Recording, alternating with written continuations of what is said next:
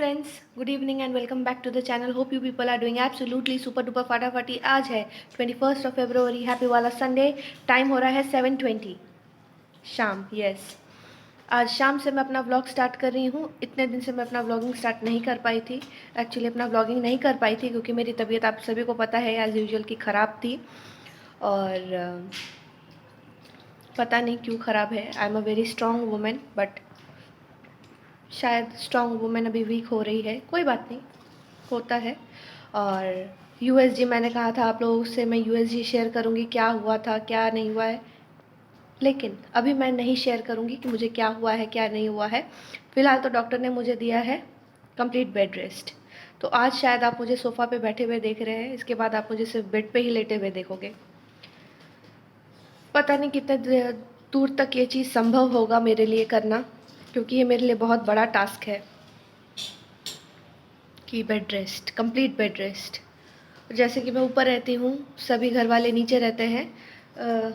मतलब किचन हमारा नीचे ही है, डाइनिंग भी हमारा नीचे है, सिर्फ हमारा बेडरूम ऊपर है। ऑलमोस्ट सभी चीज़ें हमारे नीचे ही है। पता नहीं अब कैसे मैनेज हो पाएगा। 2-3 दिन तो हस्बैंड पूरा सब कुछ ऊपर लेकर आ रहे थे। दोनों कैसा ये पूरा कंप्लीट होगा, कब तक मुझे बेड रेस्ट मिला है। और सबसे बड़ी चीज़, सबसे बड़ी भयानक डरावनी चीज़ आज होने वाली है मेरे साथ, जिसका डर मुझे बचपन से ही, मुझे इस चीज़ का बहुत डर है। मुझे अगर आप जंगली जानवर के सामने फेंक दोगे, मुझे कोई फ़र्क नहीं पड़ता है, मैं कहीं ना कहीं से मैं बच के आ जाऊंगी। लेकिन आप लोग सब बाद में देख लीजिएगा क्या होगा नहीं होगा, क्योंकि उसी उसी को सोच सोच के मेरी आंखें आपको सूजी हुई दिख सकती है। I can not explain you कि what pain I am going through. और ये एक समझदार बच्चा जिसको पता है कि माँ की तबीयत ठीक नहीं है, खुद ही मैगी बना कर लेकर आया है, मेरे लिए भी खुद के लिए भी। तो बच्चे बड़े हो जाते हैं, जैसे उन्हें पता चलता है कि माँ या अगर पिता की तबीयत ख़राब हो तो बच्चे भी खुद समझदार बन जाते हैं कि नहीं, उनको अभी डिस्टर्ब नहीं करना है। तो उसके पापा ने स्ट्रिक्ट उसे वार्निंग देकर गया है कि तुम्हें मम्मी को डिस्टर्ब नहीं करना है। तो वो फुटबॉल खेल कर आया है। फुटबॉल खेल कर आने के बाद ही उसने खुद से मैगी बनाया, ना उसने अपनी दादी को बोला बनाने के लिए, ना दादाजी को। फिर भी बच्चा है, डर लग रहा था कहीं हाथ वाथ ना जला ले, तो रिस्क लेकर मैं नीचे गई। खैर, This could be good for me. Lately I was feeling like I need a purpose, but when you talk to me, give me the impression that I won't scratch your surface.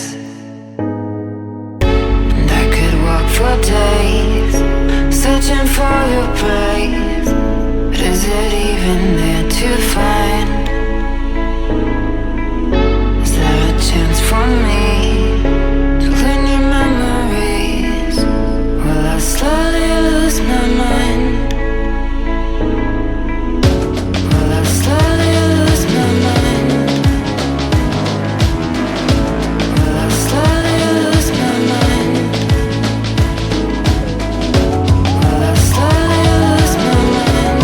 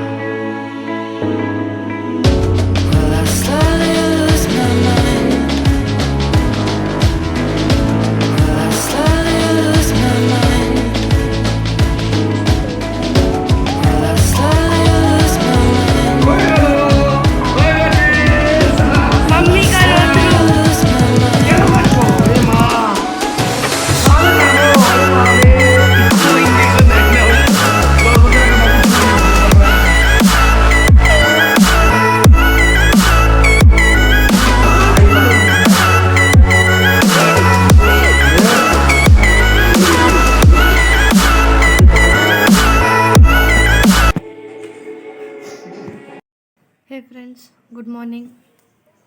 पूरे 2 दिन बाद मैं अपने होशो आवाज़ में हूँ। Injection लगाने के बाद में बहुत दर्द हुआ था। जहाँ दिया था, मतलब ये लेफ़्ट वाले हाथ में दिया था, ये हाथ तो बेसिकली दर्द कर ही रहा था, पूरा बॉडी भी। और एक जन आ गया है, I'm back। पता नहीं इसको क्या प्रॉब्लम है, मुझसे हमेशा चिपका हुआ रहता है। ऐसा लग रहा है हम दोनों कॉन्जॉइंट ट्विंस हैं। माँ बेटा कम, कॉन्जॉइंट ट्विंस ज़्यादा लग रहे हैं। सिर्फ हम लोगों के अंग जुड़ना बाकी है। मैं बता नहीं सकती क्या कितने दर्द में थी मैं। मम्मी जो रोई थी ना, मज़ा ही आ गया। अभी तो डॉक्टर ने कहा है बेड रेस्ट के अलावा और कुछ है नहीं काम करने को। थोड़ा सा टाइम मिलता है तो खिड़की के बाहर देखती हूँ। सब लोग चाहते हैं कि मैं बेड रेस्ट लूँ। मम्मी को बेड रेस्ट मिलता है तो मम्मी बोलती है नहीं, बेड रेस्ट नहीं चाहिए। वही ना, जिसको जिस चीज़ की ज़रूरत नहीं है उसे वो चीज़ मिल जाती है, क्या कर सकते हैं। आँख भी सूजा हुआ है मेरा। कुछ ही दिन के बाद मैं आपको बताऊंगी कि क्या हुआ है मुझे। अभी बज रहे हैं सुबह के 10। चाय पीना हो गया है मेरा। अभी बन रही है ब्रेकफास्ट। एक ब्रेकफास्ट आकर लौट गया है। वो था आपका बैगन का भरता और रोटी। अभी फिर बन रहा है चाव। वो बैगन का भरता और रोटी मैं नहीं खा पाई, ऐसे मम्मी को दिया, फिर बोला मत खा। तो अभी हस्बैंड बना रहे हैं।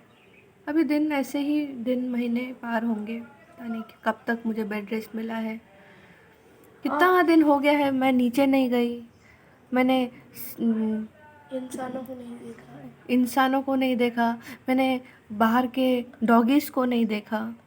अंदर ही लॉकडाउन हो चुका है। हाँ, एक तो कोरोना ने मुझे मार दिया, उसके बाद पता नहीं फिर कोरोना गया तो लॉकडाउन फिर 2020 में जैसे हम लोग घर बंदी थे, वैसे 2021 में भी मैं आइसोलेशन में हूँ। ये आइसोलेशन अलग है, इसमें सिर्फ मेरे घर वाले अलाउड है ऊपर आने को, और बाकी सब तो अपने अपने काम में बिजी है। आप लोग हो, आप लोगों का बर्थडे विशेस मुझे मिला, बहुत अच्छा लगा। Thank you very much. अभी मेरे 200 सब्सक्राइबर्स भी पूरे होने को है, तो फरवरी तक 200 सब्सक्राइबर्स भी पूरा कर दो। घर में बैठे बैठे मैं आप लोगों को क्या दिखाऊं, कितनी बातें करूं। टाइम पास के लिए मम्मी के पास एक चीज़ ही है सिर्फ, वो है रात जब को तारे गिरना।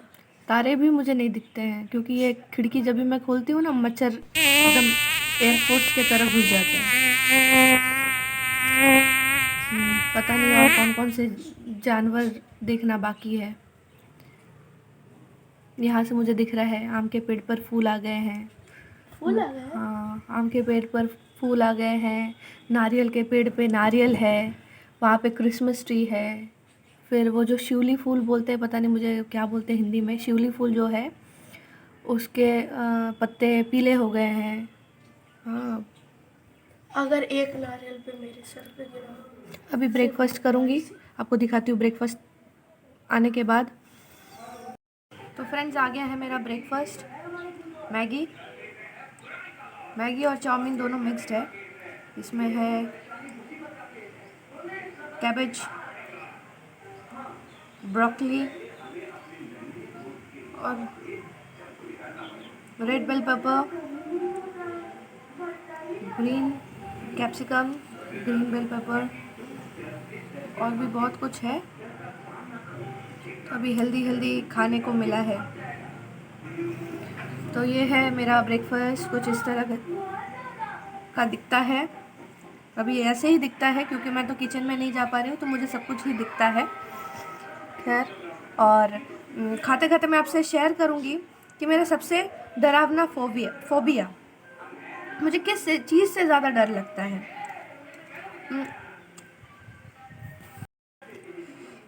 तो मुझे अगर कोई चीज़ डरा सकती है तो वो है इंजेक्शन, एकदम। बचपन में जब भी मुझे कुछ होता था, सीरियस तो कभी ज़्यादा कुछ हुआ नहीं, लेकिन जब भी कभी ज़रूरत पड़ता था प्रेस्क्रिप्शन में जहाँ टेटनस या कोई इंजेक्शन, चाहे वो मेरे 10 इयर्स का ही हो या 15 इयर्स का ही हो, जो हमारा इंजेक्शन रहता है, जो मतलब वैक्सीनेशन, वही क्यों ना हो, हेपेटाइटिस बी, प्रेस्क्रिप्शन में जहाँ लिखते थे, बस मेरा सुनकर वहीं पे रोना शुरू, मतलब पैल्पिटेशन जिसको कहते हैं, हाथ पैर ऐसे जनरली कांपना शुरू, मतलब दिमाग में तब पता नहीं क्या चलता था। मतलब मैं बता नहीं सकती हूँ आपको, मतलब एट द एज ऑफ 31 भी मेरे को अभी भी, शायद आपने देखा है किस तरह से मेरा हालत हुआ है। जहाँ उसने मुझे फ़ोन पर बताया कि एक इंजेक्शन बोला है डॉक्टर ने लगाने के लिए हफ्ते में एक बार, तो बस उसके बाद मेरे हस्बैंड ने कहा कि ऐसा ऐसा करना है, वैसा वैसा करना है।